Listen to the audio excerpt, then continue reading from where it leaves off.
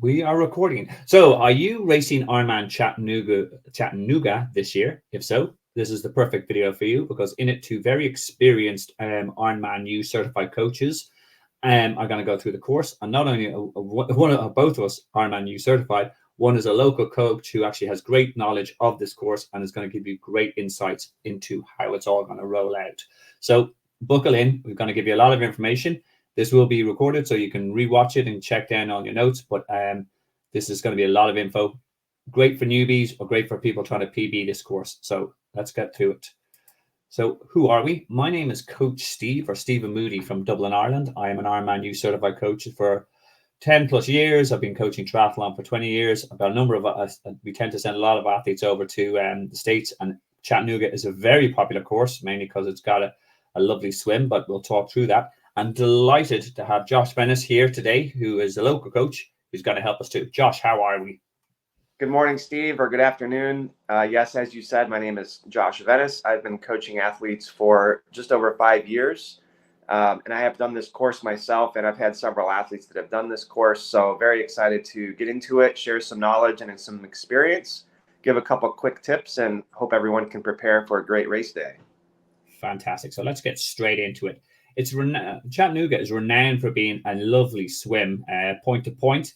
What's your experience of it, and what are the key hints and tips do you tell your guys lining up on the start line? Yeah, so this swim, like you said, it's a very fast course. It depends obviously on the dam. The TVA has the ability to control the water flow, and usually in this time of year, the water flow is pretty fast.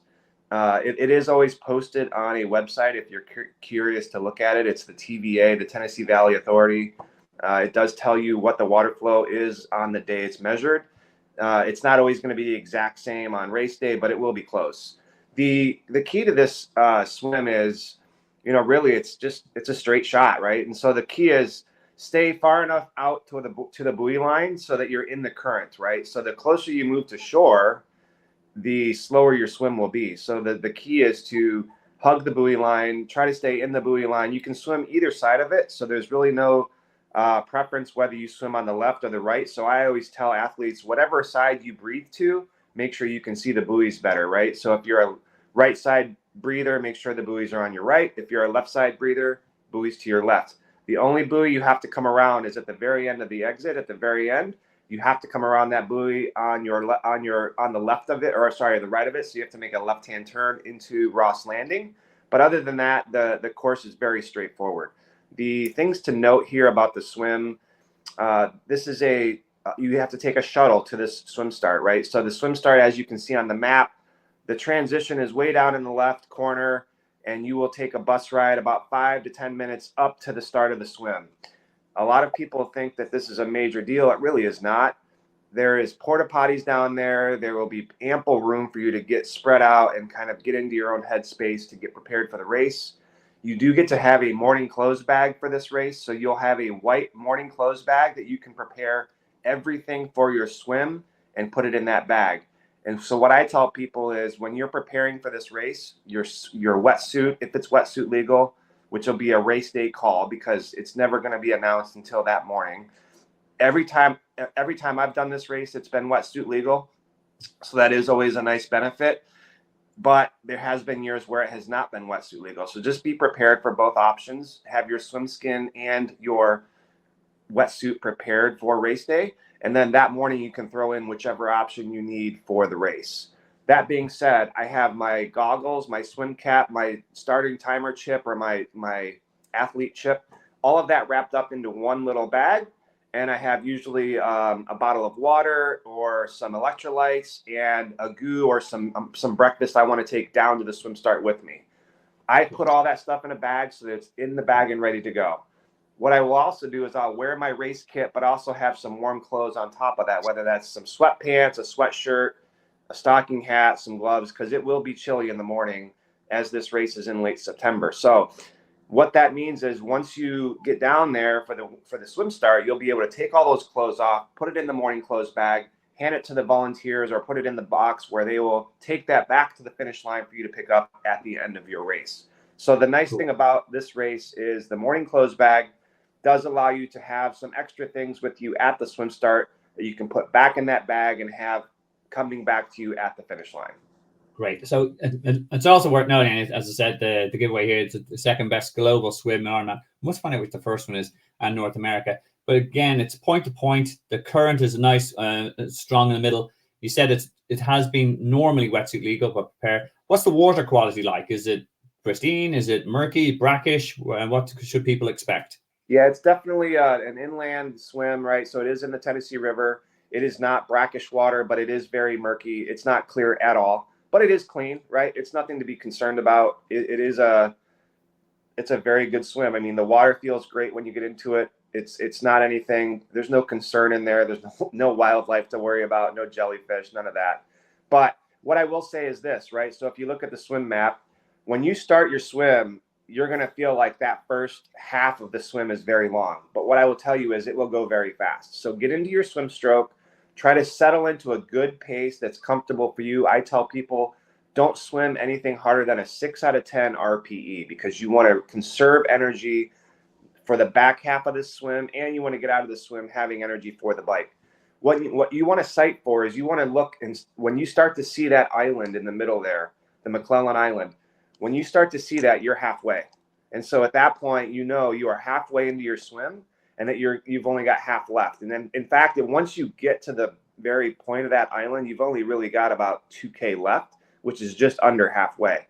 Then you have basically 3 bridges to go underneath. So once you start counting those bridges, you know 3 bridges, and then I'm going to make it's about 300 to 400 yards past that last bridge, and then you're going to make a very hard left-hand turn. I will say, people that don't know how to do this will overshoot the exit, right? So make sure you are turning early and coming back to the shoreline and angling toward that exit buoy, or you will overshoot and have to swim back against the current to get out of the water.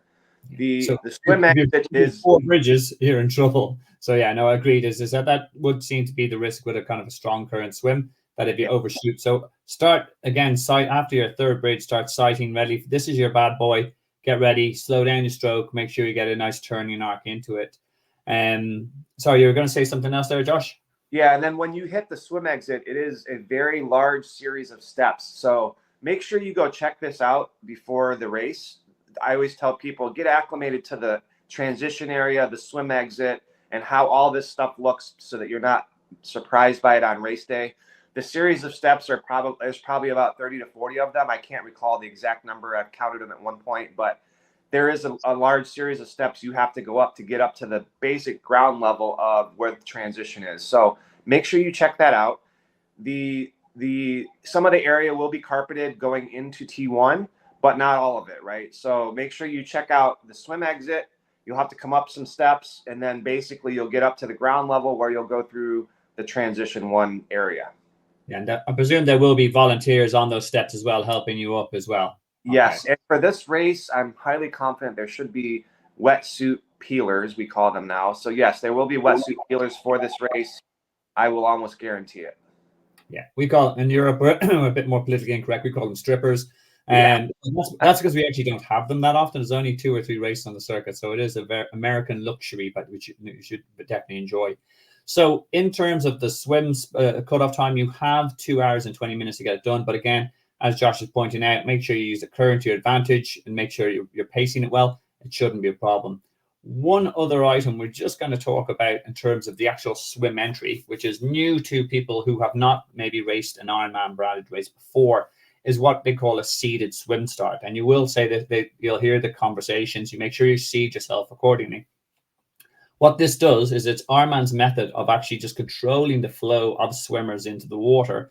And what you do is you'll turn up on race morning, as Josh said, you got the little bus all the way up, and then you'll see corrals with numbers, sub 60, sub 70, sub 80. And that's asking you what your estimated swim time for this is. So what you do is you will say, if you swim 3.8K in 80, 90 minutes in the pool or in open water normally, that's where you put yourself. And then what will happen is Ironman will start the race and it will start allowing in the faster swimmers first by in sort of numbers of 3 or 4. I'm not too sure exactly the number of gates they'll have in Chattanooga, but this is essentially what it looks like. You'll come up, you'll all line up in your corral. So let's say these are the 80-minute swimmers. And then you'll slowly go into these gates, of which you can see that the volunteers are holding their arm out and holding you back in place. Every 4 to 5 seconds, a beep will go off, and then the volunteers will lift their arms up, and then 3 or 4 swimmers enter the water at the same time. It's a really nice way of moving away from that mass swim start, which used to freak out a lot of people and scare people away from our cool sport. So now it's a much more controlled effort. The key things I would recommend here is you don't lie about your swim time, because what you want to do is get in a pen with someone that roughly the same ability as yourself, because you can draft off them, as in swim with their feet, swim with their hip, and let them do a bit of work. Maybe not a huge as importantly as other races because of the draft, but of the current, should I say. But that is a huge advantage. And if you work together, you can now have a faster swim split.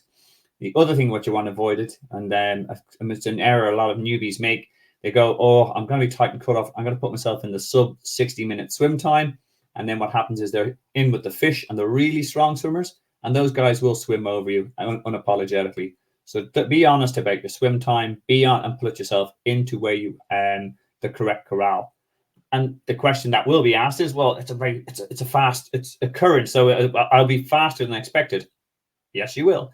But if everybody puts themselves in the right corral in just a standard kind of river swim, then so if you swim 80 minutes normally, put yourself in the 80-minute corral, and then if everyone follows that logic, everyone will be in swimmers of the same ability, and you'll avoid that getting in the way of the stronger ones and also losing the draft. Anything else you want to add to that, Josh? Yes, 2 more things. First of all, the shuttles start at 4:30 in the morning, so that is a very early time for you to have the opportunity to get down there. I don't recommend you get down there quite that early, because obviously you need to set up a lot of other things in T1 and make sure your bags are all ready for your various transitions and your special needs, things like that. We'll talk about that more. But I will say, with the race starting at 7:30, that is a long time. So from 4:30 to 7:30 is 3 hours. That's a long time to be down there waiting. So I don't recommend you get down there quite that early, but I would say don't wait until 6:30 to try to get on the shuttle to get down there. In fact, I think the shuttles actually stop going down at 6 a.m. So I think you have a window. Make sure you look at the athlete guide or go to the athlete briefing so that you know what time the shuttles stop running, so that you're not missing the shuttle and having to walk 2.5 miles up to the swim start. So there is other options. If you have a family member that wants to take you up and drop you off, that is an option. So if you have someone that's supporting you that weekend and you want to go up on your own time and not ride the bus, that is another option that some people do choose to use. But make sure you have that arranged and you know that plan prior to race day. The other thing I will tell you, there is a very nice place to do a practice swim, and note this, it is at the Chickamauga Dam, right, which is a little bit upriver from where the swim start is. It's a nice little protected area that keeps you out of the current, and you can go up there and swim as much as you want. You can swim roughly 800 meters from end to end on it. So a lot of times athletes will go up there on Thursday, Friday, or Saturday and get a little practice swim in. But Chickamauga Dam, if you put that in your phone and go look for it, you will find a place to go up there, park. There are bathrooms. There's a lot of places to go set up for a nice open water swim if you want to get acclimated to the water prior to race day. Great. And is that option available on race morning, or is there any chance to get into the water beforehand? No chances on race morning at all, no. So I would recommend, if you want to do a practice swim, it will not be on the course, because they do not open the course up for pre-race swim. So the place to go practice is at the Chickamauga Dam. And then the other thing I would say is I just lost my thought. But basically, that's a good place to go practice swim. Right. The other thing I was going to say, I remember now, you will be jumping off of a boat dock. So it's not a walk-in race start for the swim. You'll be jumping off of a boat dock. So make sure when you jump off, you cover your face, or make sure your goggles don't get jarred off your head, because it is a boat dock jump in the river swim start. Great, good call. And what I tell my guys in that as well is, and it's part of the transition tips, we're going to go through transition, but when you are diving in, I get them to bring a spare swim hat. So they put on the first swim hat, and then they put on their goggles, and then they put on the IRONMAN swim cap, which you'll get at registration, which you have to wear.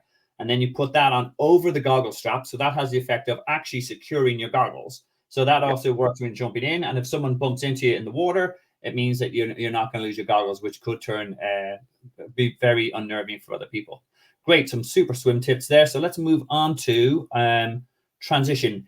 Single or split transition, Josh? What is it? It's all one transition, Steve, but this is a standard Ironman setup, which means you will have to go through changing tents and grab your bags for each transition. So coming out of the swim, you'll go through an area where you'll actually grab your blue bike bag, and that is the thing that you will have your helmet, your shoes if they're not clipped to your bike, and anything else you need to change into.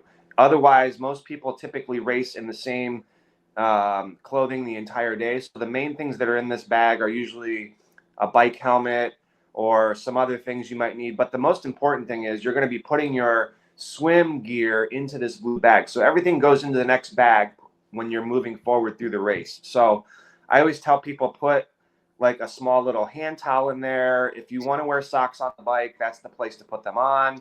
You cannot have anything on the ground at your bike for this transition. So it's called a clean transition because they don't want anything on the ground during this transition 1 or transition 2. So everything you need needs to be either on your bike so you can have your Garmin on your bike, you can have your shoes clipped to your bike, but you cannot have your bike helmet on your bike. Your bike helmet needs to be in the bag. So there's a lot of rules around that. In terms of armor rules, anything that's not permanently attached to the bike can't be attached. So that means, as you said, the helmet, because the shoes are clipped in, but therefore you can't put runners on if you're going to cycle in runners, or if your bike computer is quad locked in. That's that's the definition. And again, it's a key that it is a clean transition, as you said. So as you were saying there, Josh? Yeah, I was just going to say, so make sure that you have what you need in that blue bag. If you have anything else you need to put on, some people like to put sunscreen on. Some people like to put their chamois butter on. Whatever you need, you're basically going into a private changing tent by gender. So male athletes will go into one tent. Female athletes will go into another tent. You're not technically supposed to strip down in the nude, but people do that. So just be prepared for seeing just about anything and everything inside that tent. But once you exit that tent, you will hand that bag off to a volunteer, and that will go all the way to the finish line where all of your bags will end up at the end of the race. And the good thing about T1 Club is whatever happens in T1 Club stays in T1 Club. We don't talk about it. That's correct. And also, as I said, Josh, as well, as I said, just in case the idea of transition bags is freaking you out a bit, if you're new to Ironman branded races, there is a video in the comments below that explains a bit more about the logic of it. Again, the benefit is, as Josh pointed out, it's a clean transition. It means that they get more bikes in and people aren't tripping over wetsuits or tripping over helmets, and it's an easier transition experience. And again, this goes through, but there's the blue bag that you'll be used. It also, when it comes to the bike, you will have the ability to hand in a personal needs bag that is put on the course later on, and that means if this is in case something really goes wrong, if you're looking for additional spares, extra pairs of socks, etc., and all the rest, or kind of salt tablets, things you don't want to carry on your bike because of extra weight. So that's another bag that will be involved. And in terms of transition tips as well, we've talked about, we don't need to worry about too much about the wetsuit coming off because there's going to be wetsuit peelers / strippers. And what other tips for transition 1 do you give your guys in terms of setup the day before? And you do need to drop your bike and your bags in the day before. We'll cover that in the race timetable at the end of the slideshow. But what other tips you give to your guys, Josh, getting set up? Yeah, for this, Steve, it's more of get your wetsuit off, and then it's always faster to run with your wetsuit in your arms. So I always tell people, move swiftly through transition 1, but don't try to sprint and get your heart rate really high. Remember, this is going to be coming up a hill. You're coming up steps coming out of the water, and that whole transition ramp up into T1 is uphill. So be prepared for that dynamic, and it is a pretty long transition. So I would say, again, walk this transition, the swim exit to T1 before race day, because it's over a quarter of a mile, but not quite half a mile. So it's probably, call it 1,000 meters. Or sorry, not 1,000 meters, probably about 600 meters of transition area. So it's going to be a 3 to 5 minute transition, getting into changing tent, getting back out, getting to your bike, etc. So it's not going to be your fastest transition time. But don't worry, we'll have saved time with that great current assisted swim. And again, That's what I correct. say to you guys as well is to make sure that you, again, as you said, walk the day before, but note landmarks. Where is your bike beside? Is it beside that tree? Is it beside the third rack down? Is it the right beside the where the porta potties start? And not only take mental pictures, actually take pictures on your phone. So you'll be able to walk through it. And when you're thinking about the night before, when you do not sleep, as we do not the night before, you just go, okay, right, I need to run up that way. I take a left, I come down just before the porta potties. That's where my bike will be. I will have picked up my blue bag and walk through it in your head. Whereas the mount line, as in the line you have to pass with your entirety of your bike before you go over, and think through all the steps. I'm also, by the way, you said IBU, so I'm a massive sock fan for both T1 and T2. Just in terms of those extra 20 seconds it will take you to put on, the level of comfort or avoiding blisters is just massively important for myself. But again, agree. In terms of what you wear or what you choose to wear, there's also a video on your options. You could go full tri-suit if you're going for a time. You can go if you're looking for comfort. You can change into. There's absolutely nothing to stop you, as Josh pointed out, in the changing tents, going into your favorite kind of cycling shorts with a big chamois, your nice comfortable top.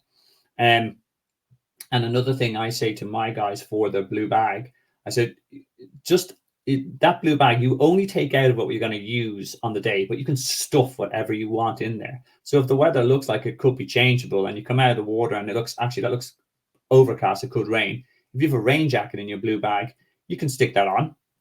If you but if the sun is out, you go, actually, I need more sunscreen. You've got sunscreen in your blue bag.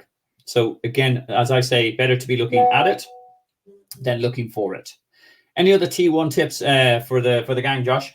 No, not at this point. We'll talk more about special needs bags and some things we put in there as we get to that part of the slideshow here.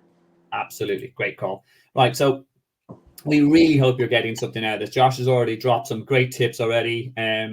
I'm just here looking beautiful, but we hopefully that again you're enjoying the video. If so, give us a thumbs up. Make sure to subscribe to the channel. Check out Josh's coaching website as well. As I said, he may not be able to help you for this race, but if you're looking to PV next year, he's your man. So therefore, there's some contact details. We'll also give some email addresses if you want to ping myself or Josh some questions at the end, because we want to make sure you are absolutely bulletproof for this race coming up in September. But let's get onto that bike course. It is a 2-loop bike course, and it looks like it's going to be a little bit of rollers in it. Josh, what's the general feedback on the bike course, and any hints and tips?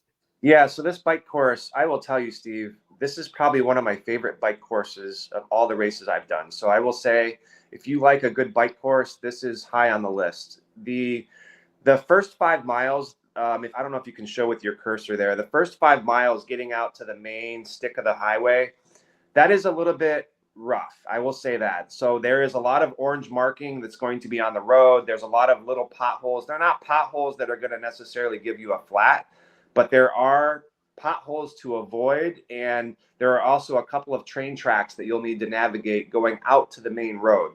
So that first little S that you see there, that's the first 5 miles. That's the area where you're going to be making a lot of turns and dealing with some rougher roads in the first part of this course. Once you get out to the main stick of the course where it starts to head south, and then you see the big loop that you're going to do twice, those roads are very, very good. Now, I will say there is probably a couple sections of the road on the back loop of the course that could be rough. They try to repair a lot of that prior to race day if they can. But if there is any part of the road that is too rough, they will mark it ahead of time. They will give you signs to tell you that there's a rough road coming, and they will mark any pothole with orange tape or orange paint so that you can see that as you're approaching it on your bike. Okay, cool. So those first 5 miles, actually, that's actually not bad timing if you have to take your time a little bit, because I always tell my athletes, get into your rhythm, make sure you're comfortable, make sure everything's working, gears are up, get a bit of fuel on board, get a bit of liquid. So if you are just taking a little bit of time before you get onto this really kind of nice, as you said, the nicer surface, that's not a drama at all. In terms of the elevation on it, it does look like there's some little rollers, but it doesn't look like anything massive. What's the general consensus on that, Josh? Yeah, so basically what you'll be doing, Steve, if you can take your cursor from basically mile 10 all the way to the bottom, what that is that's a false flat. You're kind of rolling uphill to that bottom loop, and then you kind of come down. So what I tell people is there's really two what I call climbs on the course, and you'll encounter one of those climbs down toward the bottom of loop 1. They call it Hogjaw Road. There's a little bit of a hill before that too, but it's not significant. And then there's another hill at the end of the top of the loop, right before you come down and make the turn to come around and start the loop again. So those two hills combined are the only significant hills that you'll notice on the bike. And those climbs should be, for most people, 5 to 10 minutes worth of actual climbing, right? So it's not like you're going to be climbing for 15, 20, 30 minutes. They're 5 to 10 minute climbs.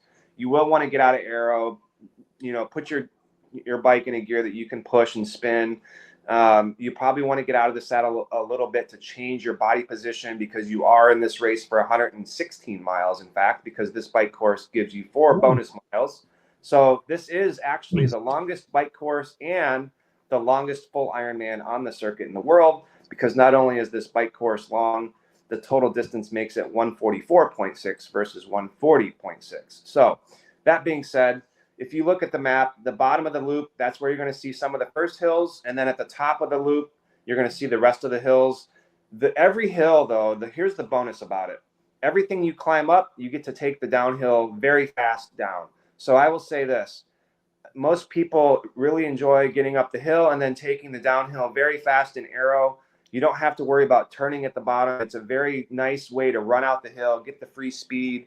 You should exceed 35 miles per hour. I think my Garmin said I hit 41 miles per hour at one point. So you can expect a very fast descent down those 2 big hills. And then the rest of the hills are just really nice and rolling, just like we said. You can see it on the elevation map. So you see the 2 peaks. Those are the spots where it's at the bottom of the loop. The little small peak before you start each loop and at the end of each loop is the last little bit of climb on both loops. Yeah, no, I do. It makes all sense. Everyone proudly call themselves the 144.6 finishers. And the wind, what's our wind situation? Does it tend to be a windy course? And again, leading on from that question, it sounds like it's a TT bike rather than a road bike course. What's your advice on that? Yeah, so two answers to that question. Yes, there is some wind. Usually it's prevailing out of the south or southwest. So you'll have that headwind going out to the bottom of the loop, and then you'll kind of get that wind coming back. So it's a very fair course. Whatever you go into, you're going to probably get the return from. So it's not necessarily going to impact your total time, but you will have some wind going out, probably more than likely, and some tailwind coming back on each loop. The bike of choice would definitely be a TT bike. You can ride aero 100% of this course, except for the hill climbing.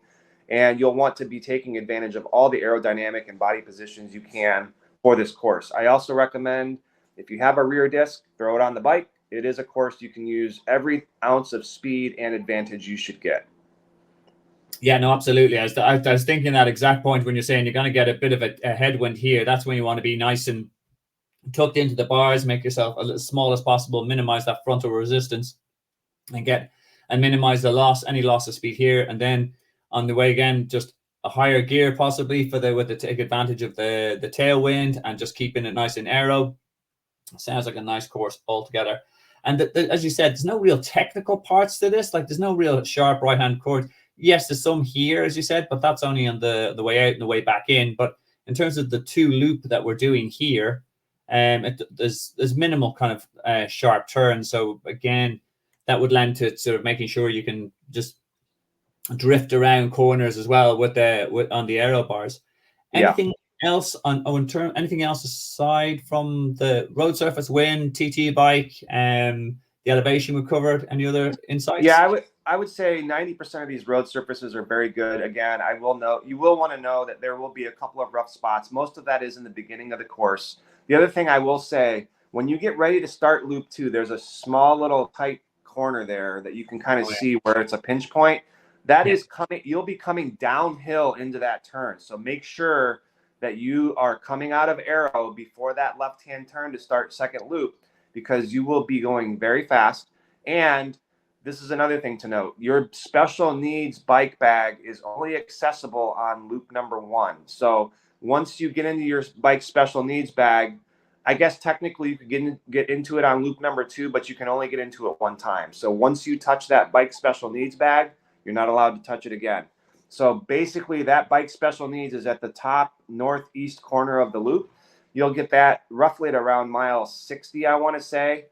So make sure you know what you want to have in that bag. I always tell people I want your extra bottles in there for your nutrition, because it's pretty hard to put 5 bottles on the bike. So you want to have at least 2 bottles, if not more, on there that you can switch out to put your nutrition in. I tell people pack some food that you might want, something salty. A salty snack is always good. I always tell people an extra pair of socks if needed, an extra tube, an extra CO2 cartridge. Again, this is the buffet of option that you will need to make sure you can be prepared for anything and everything that might happen that could derail your race, that you could possibly get into this bag, save your race, and still continue through the race. So it's better to have it than have not. And I will say, anything that you put in this bag, do not expect to get it back, because you will not get anything back from this bag at the end of the race. Yeah, and we'll talk about aid stations now. But again, the key thing, and we'll talk about, as you to highlight for the main sort of standard Ironman aid stations we'll talk to in 1 second, they're roughly around every 15 miles on the aids on the course. You can see them indicated by these little teardrops here. And the special needs or personal needs that that Josh has referred to, this is different to any aid station, because you have to literally pull in, because it's specific to you rather than a generic bottle or generic banana. So you pull in and you have to call out your number, and a volunteer gets it. So it does add on time. I personally, there's a bit of a controversial opinion, I never use them. I always think that if something's really going to go tits up on my race, it's not going to work out in just around this point, and I just never have. Having said that, a load of my athletes feel psychologically it's just nice to have, to know if they're heading towards a particular food thing that they wouldn't get from an aid station, or if they do drop a bottle, as Josh alluded to as well, it's just there to take advantage of. But I'm a little bit more old school on it. We'll talk about aid stations now, but in terms of any last minute tips on the bike course before we go on to the aid stations there, Josh? No, I think we've covered it pretty well. Enjoy the scenery. It's a very nice scenic bike course. There is some areas of protection, so you will get a little bit of wind cover here and there. There you kind of go through a forestry area toward the northbound part of the loop. So it is very nice. It will be pretty dark, like darkish in the morning, because the tree cover does block a little bit of the sunrise. So you will be facing some shaded areas. So just be prepared for that. It's not like it's pitch black, but the point is you're not going to be in full sun until probably mid to late morning on this bike course. Yeah, I mean, maybe that's something you don't want either. Is that like it'll take the heat will stop as well. So in terms of getting the job done, you swim, transition one time, and bike. It gives you 10 hours to get done. So again, sounds like a great course. But again, just we'll talk a little bit about those aid stations you're going to find every 15 miles. This is the standard flow of an Ironman aid station in North America. And there's 2 key things to note here. Trash, or rubbish as we say in America, in Europe. And you only are allowed to chuck your bottles, your gel wrappers, whatever you've got at the start of an aid station and an end of an aid station. If you do violate this, you will get caught by a marshal and you get disqualified, and rightly so. Because we are guests in this in Chattanooga. We respect it. And again, it just makes it easier for Ironman to manage any of the waste by having them chucked here. Other things to note, it's almost a mirror image. So you'll have water bottles, Mortal Hydration, which is the new isotonic drink choice of Ironman this year. There's food, typically bananas, cut up energy bars. There's Morton gels, again, and then if you've missed the Mortal Hydration or the ISO or the water, you get a second bite of the cherry at the side of it. Now, Ironman aid stations are an art in themselves, because you do not, most people, 99% of people will not stop, and you should not stop in front of these and just load on the bottles. They'll do it on the go. So without going into too much detail here, because it's something you should practice. It's something you should be aware of, what do's and don'ts. And myself and Josh could talk about this for a full hour on itself, but we want to keep the video very focused. But there's a video in the comments below on how to actually practice for, how to handle an aid station, what are your options, what are your do's and your don'ts. Some pretty cool demos by pros, how they do it. And essentially making sure you don't get into an accident on this key part of the course. Anything else on the aid stations, Josh, or what's your feedback from your athletes on mortal hydration as a drink du jour? Yeah, there's a lot of mixed reviews on the Mortal. I personally am not a high fan of it. So I tell people, try to rely 100% self-sufficient on your hydration of choice. Use it as a last resort. But mainly you're going through these aid stations, trying to maybe grab some water to get down the back to cool yourself, or a little bit in the mouth to swish out, or change up what you've been drinking. But other than that, I try to stay clear of the aid stations. I usually have everything on board I need for the whole entire bike course in terms of at least most of the nutrition. Yeah, no, again, a little bit of the difference there. I minimize what I carry in the bike because I feel if you've got lots of bottles on, it's a bit of extra weight. So I'm very good at aid stations. I've used them, and I'll work out where they are, and I'll work out that I'm self-sufficient for at least 2 aid stations. So I miss one because it's just too crowded, and then I can rock on. I'll be definitely, as you said, grabbing a water bottle, bare minimum, might grab a banana, etc., and just part of the nutrition strategy, which we'll talk about a little bit in the next slide. Okay, so we are now back to we've nailed the swim, we've nailed the bike, we're back to transition 2. Any tips for your guys coming in? Yeah, so again, you'll be coming, just to kind of rewind a little bit, when you come back into town, that last 5 miles is very, very choppy. It's very clunky. The road conditions will not be great, and it will be very congested in that area coming back into town. That being said, when you come off of your bike at the end of the bike and going into T2, just be very aware of that dismount line. You actually come around a very sharp corner coming into T2, right by the riverside. So make sure you go check that out prior to race day so that you're not surprised on how that last little 1,000 yards looks before you get into T2. When you get into T2, you're going to hand your bike off to a volunteer. So you don't re-rack your own bike. The volunteer will rack your bike for you. So you get to hand your bike off to a volunteer, and you get to start running with your helmet on and go grab your red run bag. And once you do that, you'll have all of your running gear in there, your shoes, change of socks if you want those, your race bib, your hat, sunglasses, etc. Any other nutrition you want to carry with you on the run will be in that red run bag. And you actually grab that in series. They'll have them in numerical order from 0 all the way to 2,000, whatever it is. You'll grab that run bag, again, go into the changing tent area, both gender specific, male and female go into their separate tents. Again, if you choose to change and want to run in something very comfortable like run shorts and a singlet top, you have that option.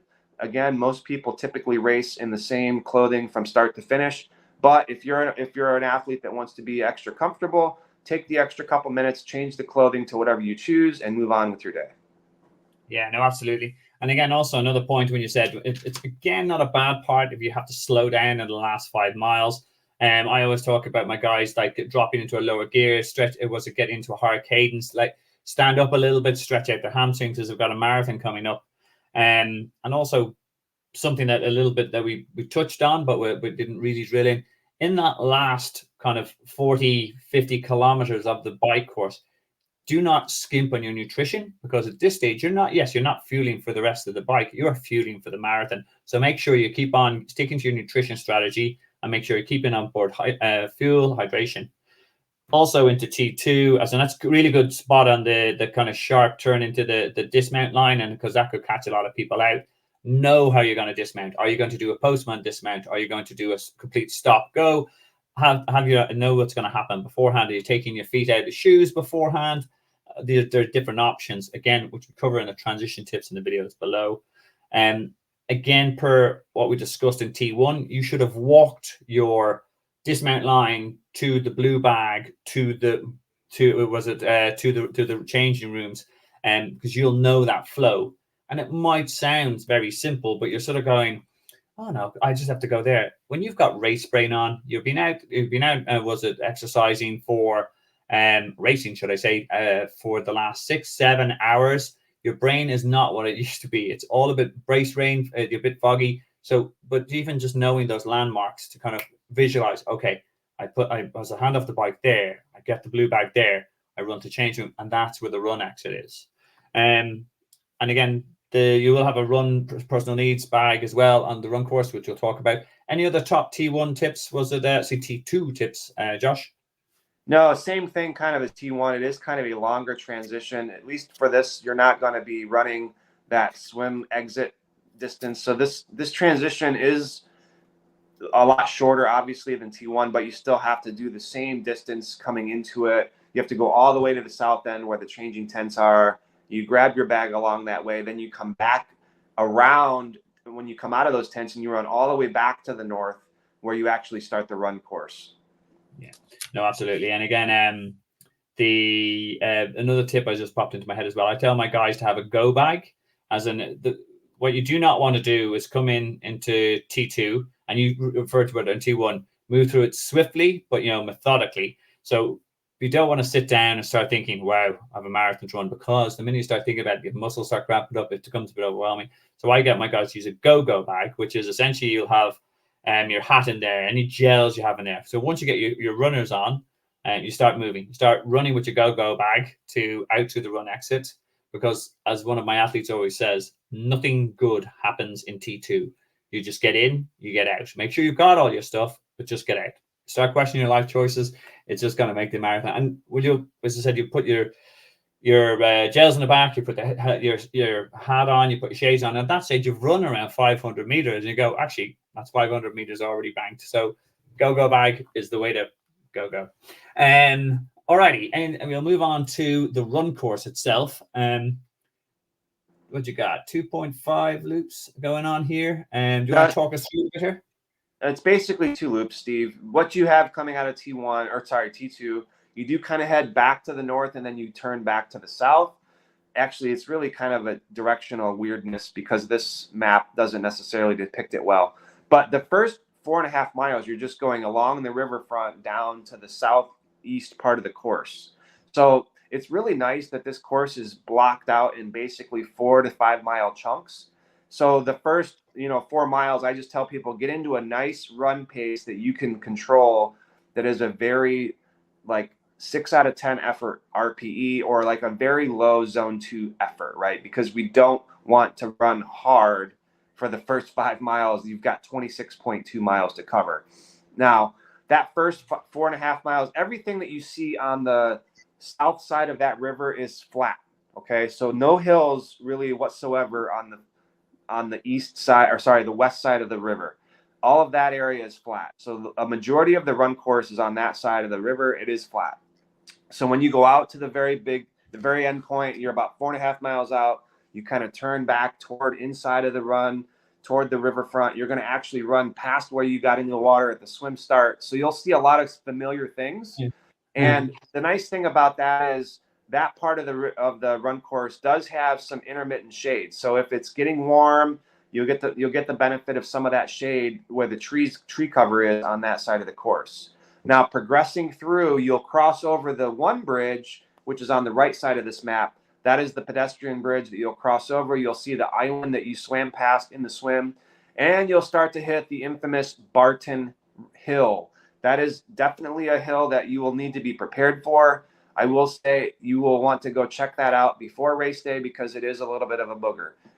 It is a pincher. It's nothing that's it's not super long, but it will be a 2 to 3 minute hill that you will have to navigate, shorten your stride, make sure you're prepared to run up that hill. So everything from mile 9 to 12, which is basically that lollipop loop, if you want to put your cursor there, Steve, it's that lollipop loop on the north side or the northeast side of the run course. That is the hilly section of the course.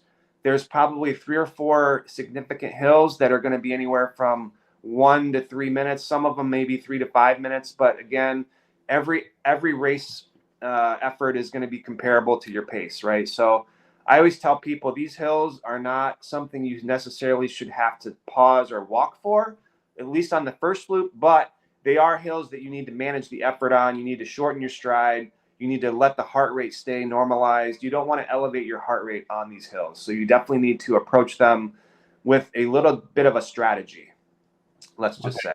Conservative running on the hills. As I said, yeah, you won't have too many heroes doing a wonderful, half marathon PB with those hills.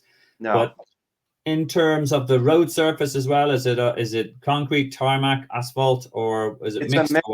Yeah, it's kind of a mix, Steve. Most of it is concrete along the riverfront side. You are running on some roads, like kind of through the other side of the river where the Barton Hill is. You're running through some like roaded area over there. There's, I think, I don't know if it's a school or a golf course. It's something over there. But basically, it's the tale of two sides of the river, right? So the easy side is on the southwest, and the harder side is on the northeast. So just be prepared. Once you get to that part of the course, you need to be prepared for, 20 to 30 minutes of an extra little bit of effort. And then you get to basically, when you come out of Barton at mile 12 on the first loop, and it's about mile 22 on the second loop, when you come out of Barton and start heading back to start the next loop, now you're going to come into more of a flatter section. You're going to cross over another bridge. As you come over that second bridge, now you're going to basically come down and start second loop of loop 2 of the marathon. When you do that, that is also when you can grab your special needs bag. So I recommend put anything in there that might lift your day to let you run another half marathon, whether that's, again, a salty snack, a can of Coke, again, but just remember, this stuff is going to be sitting out all day. So don't put anything in there that's going to melt, anything that you're worried about temperature with. Don't put anything in there that you would not want to be basically room temperature or temperature of whatever the ambient temperature is of the race. So, but again, it's better to have something in there than not have it in there. Some people put extra socks in there. Some people put a Band-Aid or two in there if they get a blister, some extra, let's just say gel lube, something that might help your feet if you have some feet issues going on, extra gels if you want it, things like that. So, but again, anything you put in that run special needs bag, do not expect to get that back at the end of the race. It will basically go in the trash, or they'll donate anything in there. It's not something you'll have access to after the second loop. Yeah, no, great call. Okay, and in terms of the rest of the standard aid stations, here's what we got. As I said, it very similar to the bike, except you're running through these aid stations. You've got your trash at the start, you've got your trash at the end. Again, use this. Do not litter. Do not be a dick, because you will get disqualified, and rightly so. You can pick up your Mortal. There's food. There's Morton gels. Cola is a difference here. As I said, looking for that extra sugary boost, as Josh has talked about there. Aid stations are roughly around every mile on the course. As you can see, look, there are absolutely buckets of them around. And in this, my advice I give to my guys, yes, I'll have a go-go bag, but I'll only have 2 gels in it. I don't carry anything with me when I'm running. I carry it because it's just extra weight. And you can run a mile to the next aid station, and they're well stocked. You're not going to run out. There's going to be, if you've trained with Morton gels, why don't you let the Ironman pay for your Morton gels on the day out? So people ask me, should I carry a water? Was it those little belts with the water? No, not at all. Run to the aid station. It works really well if you're actually looking for a run-walk strategy. Run to one aid station, walk the aid station, run the next. Again, and just take advantage. Always take something at the next aid station. The run does look epic. And in terms of what we've got to get it all done, our swim, T1, bike, T2. By the way, I'm a big fan of putting socks on, dry socks in T2, avoid blisters, as which clearly myself and Josh have got nightmares about, because he's talking about them a lot as well. You've got 16 and a half hours, which is half an hour faster than the standard Ironman cutoff of 17 hours. This reflects the faster swim and the faster bike course. So just bear that in mind. If you but don't be intimidated by it, because you will have a faster swim, and if you pace the bike right, you will have a faster bike. So it's well doable. Any last run tips for the guys, Josh? Yeah, I will say this: the biggest benefit that I've found from this course, and I've done this course, I've done the 70.3 and the full. The thing I tell my athletes to go race this course: don't try to go pre-run this course necessarily, but I would highly recommend you go drive the Barton Hill part of this course. So you can actually drive through the neighborhood, drive the run course as if you were running it, and you need to be prepared to know what those hills look like and be prepared to know how you're going to manage those hills for race day. And you will be thanking me for that if you pre-drive this section of the course. On the second loop, when you hit this Barton Hill section, it will be at the hardest part of your marathon. It's basically going to be miles 22 to 24. That will be when your legs are severely, severely tired.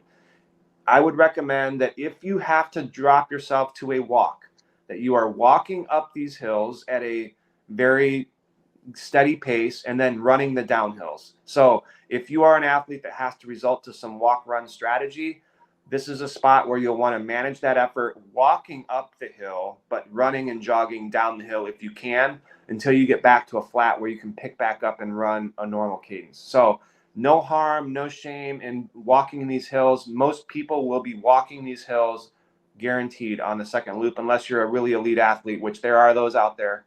But you'll see a lot of people walking this section of the course, especially on the second loop. Cool. Again, no, good advice there. Don't be a hero if it's going to blow up your legs and you're going to, race conservatively for those hills. Okay, so that's your finish line. As you can see, it's a very happy. I'm pretty sure he's one of the elite guys, but as you can see, there's hundreds of spectators. It looks like an absolutely epic finish line. That's what you need to visualize when you're going to get up those the second set of hills and Barton. When you're feeling, think about your finish line, think about your why. Make sure you're going forward, and every step forward is a step closer to this bad boy. So make sure you think about that. You have your mantras and all that other stuff planned. Now, other considerations. Just myself and Josh have obviously talked a lot about race day nutrition. We've made references to it. That's a whole webinar topic in itself. And if you want to check out the video on that, there's one in the comments below. If you're going to start worrying about packing and all the rest, need a downloadable checklist. We've got you covered. Check out the video below. Tapering when you're coming up in the last few weeks before the actual race and your head is convinced you're getting ill, etc. You're not. Just taper madness. Again, tips on that. Last minute tips. Josh has already referred to actually make sure you read the athlete brief. That's a key thing. Make sure you're booking your bike in for service. Make sure your Garmin's are working, your heart rate batteries are changed, all that sort of stuff. Do that in your taper, because otherwise it'll cause you stress on rest day. And when you're doing these things, it means you don't panic train, so you enjoy your taper. Going to talk a little bit about the actual venue timetable. You can register from Thursday or Friday. You cannot register on Saturday, so bear that in mind when you're making your travel plans. And there will be race briefings on the 1st at 3 p.m. Now, this is from last year's timetable, so again, keep an eye out when the fresh athlete guide comes out. Some of these times might change, but typically Ironman is a playbook. It follows the playbook because the playbook works. So these will be really good indicators. Again, you can check in, as I said, Thursday 12 till 5, and Friday 9 till 5. Lots of athlete briefing options. I tell my guys not to wander too much around on the actual sort of expo. You spend too much money and you'll waste a lot of nervous energy. The other key thing for me then on the Saturday before the race, that you have to check in your bike and your gear bags, as Josh and myself talked about, the red and your red and your blue bags, and also your special needs bags if you're going to use them, and drop them off, the orange and black ones. Check them in. One key clarification there, Steve. Yep. You do drop off your blue and red bag only on Saturday. Okay. And then you only bring your special needs bag with you to the swim start, basically. Or you actually hand off your special needs bag outside of transition on race day morning. So any special needs bag gets handed off on race day morning. The red and blue bag for the run and bike get staged on Saturday by bib number. And this is why we have local knowledge on these calls. The other thing there, you will pick up your timing chip only when you check in your bike. People panic and they go, "Where's my cool little backpack? This cool little hat, cool little flag. Where's my timing chip?" And they panic a little. You pick that up when you check in the bike. That means Ironman controls. There's 2,000 bikes in the yoke. There's 2,000 athletes with timing chips, and that's how they map it up. As Josh mentioned earlier, you can get into transition at 4:30 if you want. It does seem pretty early, but I do recommend you get there, but between 5 o'clock onwards, because things can happen overnight. You can fix them if you have enough time. Do not be the guy who turns up at 6:15 and then sort of goes, "Oh, I've got a flat," and there's mass panic. If worst case scenario, if you turn up at 5 and you've got a flat, or there's something bumped off your bike, etc., you've loads of time to fix it, and people will help you. People really want you to have a good race day, like myself and Josh. Race starts 7:30. Other top tip for me is only put your fuel and your bottles on the bike in the morning of race day, because otherwise you're going to have critters all over it, or people might knock the computer off. Any other pre-race tips you give for your guys? No, I think we've kind of hit a lot here, Steve. The other thing I would say is definitely check out your parking situation for where you will park on race day morning. Now, if you're one of the lucky ones that booked one of the hotels right on Market Street or near the downtown area, you can walk to the you can walk to T1 in the morning to get everything set up. But if you need to drive into the race, be extra careful and extra ready to know where you're going to park on race day, because race day parking is a little tricky down there. You'll need to have that scouted out before race day, or you'll be panicking and trying to find a place to park, and it will not be fun.